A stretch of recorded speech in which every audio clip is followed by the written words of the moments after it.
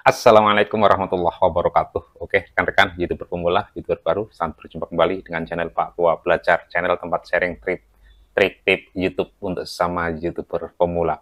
Oke, rekan-rekan, kali ini kita akan sharing tentang, ya katakan penting, boleh, katakan tidak penting juga boleh, karena ada pertanyaan dari rekan, uh, channel Pak Tua Belajar ketika membangun channel menggunakan gear yang bagaimana, apakah gear atau alat yang digunakan itu mahal-mahal atau tidak. Rekan-rekan, jadi ini mungkin pertanyaan umum kita.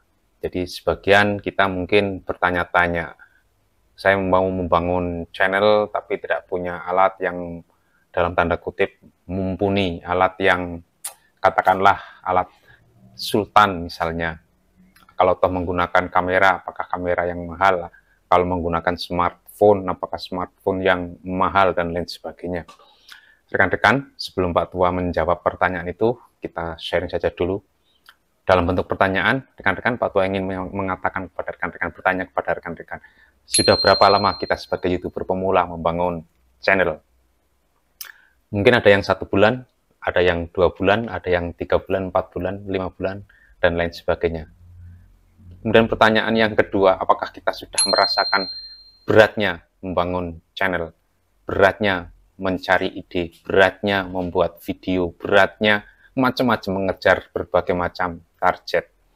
Rekan-rekan, ketika kita menonton channel-channel yang sudah besar, misalnya ketika kita melihat channel tutorial, ya misalnya ada channel tutorialnya Insan Tutor yang luar biasa, kemudian channelnya Blian Tutorial misalnya, channel Hidayah Record yang subscribernya sudah katakanlah di atas 30.000, ada yang di atas 50.000 dan lain sebagainya.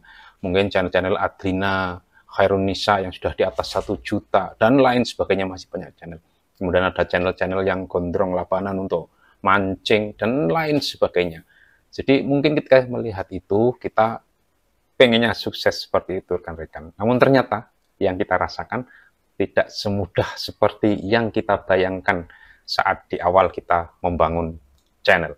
Ternyata mengalami banyak kesulitan. Bukan kesulitan di dalam membuat video, bukan kesulitan dalam membuat konten, bukan kesulitan di dalam merekam, editing, dan lain sebagainya. Tapi ternyata kesulitan mengembangkan channel. Rekan-rekan, berbagai macam teknik sudah kita coba. Katakanlah kalau kita ingin membuat konten, berusaha untuk membuat konten yang sangat bermanfaat bagi penonton YouTube kita. Sudah kita lakukan. Ketika katakanlah misalnya SEO, Search Engine Optimization, kita juga sudah mulai mencoba sedikit-sedikit menerapkan SEO, mulai judul, deskripsi, tag, semuanya mengandung kata kunci. Bahkan thumbnail kita coba buat semenarik mungkin, sebaik mungkin, sesuai tentu saja dengan kemampuan kita. Katakanlah hampir semuanya sudah kita lakukan. Saling kunjung sudah, apa istilahnya, saling subscribe juga sudah. Tapi ternyata rekan-rekan masih banyak hal yang belum bisa, segala target yang kita canangkan masih banyak hal yang menghalangi untuk tercapai. Jadi kita masih mengalami kesulitan untuk mengembangkan channel kita. Nah, yang perlu kita pahami bersama rekan-rekan, meskipun kita mengalami hal-hal yang sulit seperti itu, wajar. Apalagi kalau kita pemula, apalagi kalau kita membangun channel baru beberapa waktu, beberapa bulan katakanlah, kita belum banyak punya pengalaman, relasinya juga belum banyak, tentu saja mengalami banyak hal. Ibarat orang membangun toko, membangun rumah makan, membangun usaha apapun, itu pasti di awal akan mengalami banyak kendala. Nah, tentu kita harus survive, tentu saja. Kita harus tetap bertahan dengan segala macam kondisi itu. Dengan segala macam kesulitan yang dihadapi, tetap saja terus kita berupaya. Jika memang kita ingin terus membangun channel YouTube, jika memang kita masih ingin tetap menjadi seorang YouTuber. Jadi kuncinya di situ rekan-rekan. Kita harus tetap semangat mengembangkan channel kita. Kita harus terus berupaya dengan mengikuti arahan-arahan para YouTuber, YouTuber besar yang mau berbagi pengalaman dan pengetahuan kepada kita. Itu rekan-rekan. Jadi mungkin kita masih merasakan hal-hal yang seperti itu. Namun percayalah, suatu saat nanti kita juga akan bisa mengalami perkembangan channel YouTube kita.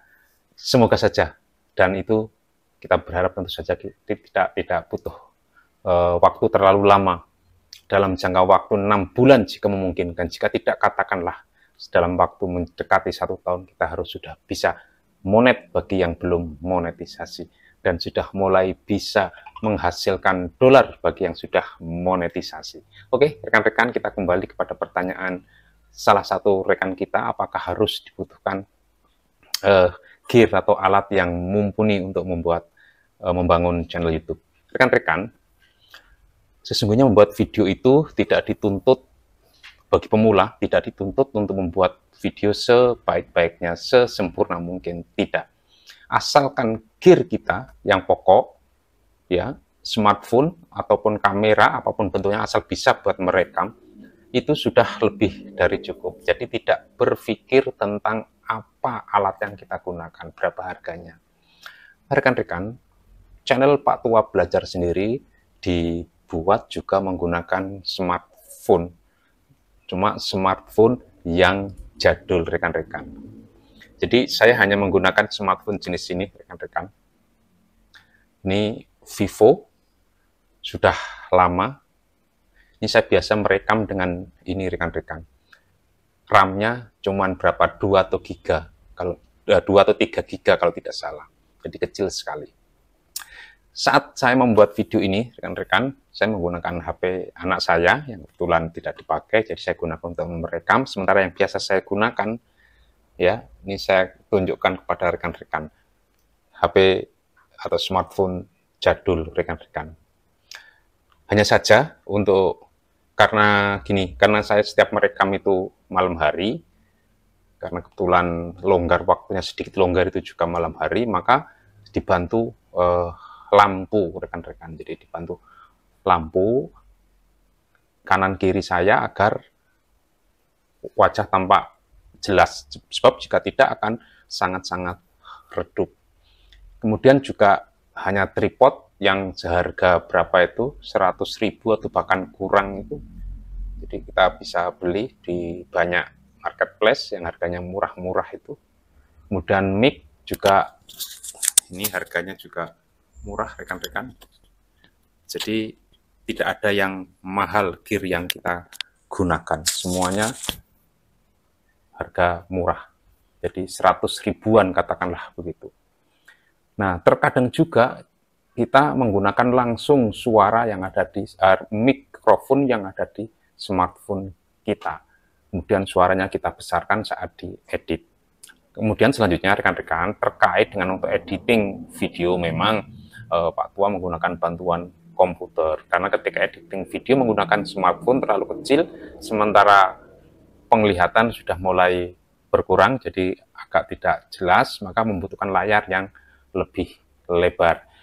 Itu pun menggunakan komputer yang jadul, karena software yang digunakan juga menyesuaikan.